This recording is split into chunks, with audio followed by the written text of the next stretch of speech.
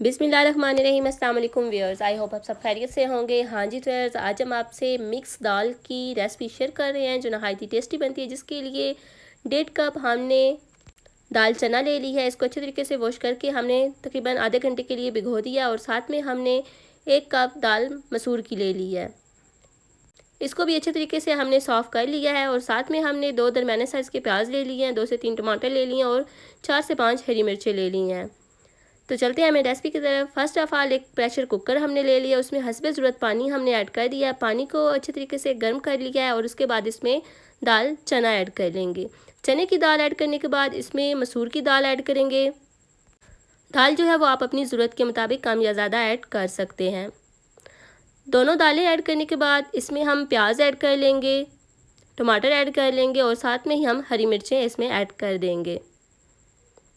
तमाम चीज़ें ऐड करने के बाद इसमें मसाले ऐड कर लेंगे। मसाले आप अपने टेस्ट के मुताबिक कम या ज़्यादा ऐड कर सकते हैं।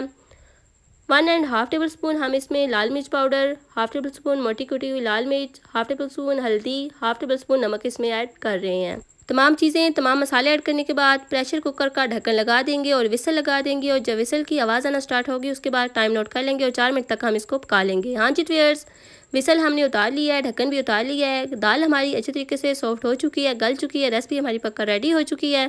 तो अब इसको तड़का लगा लेते हैं।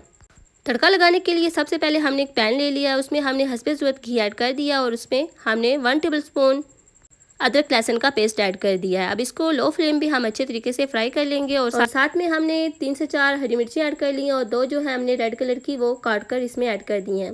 तड़का हमारा रेडी हो चुका है, इसको दाल में ऐड कर लेंगे और अच्छे तरीके से मिक्स कर लेंगे। तो चलते हैं फाइनल लुक की तरफ। माशाल्लाह अल्हम्दुलिल्लाह, देखें जी अल्लाह की शान, नहायत ही डिलीशियस, नहायत ही टेस्टी मिक्स दाल की रेसिपी बनकर रेडी हो चुकी है। और ये देखें इसकी फाइनल लुक। उम्मीद है आपको ये रेसिपी ज़रूर पसंद आई होगी। अगर रेसिपी पसंद आई हो तो यूट्यूब पे हमें सब्सक्राइब करें और टिकटॉक पे फॉलो करें।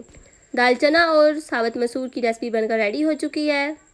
ये देखने में जितनी ज़्यादा खूबसूरत लग रही है, खाने में इतनी ही डिलीशियस है, इतनी ही टेस्टी है। उम्मीद है आपको रेसिपी पसंद आई होगी। इसी के साथ मिलते हैं नेक्स्ट वीडियो में, तब तक के लिए अल्लाह हाफिज़।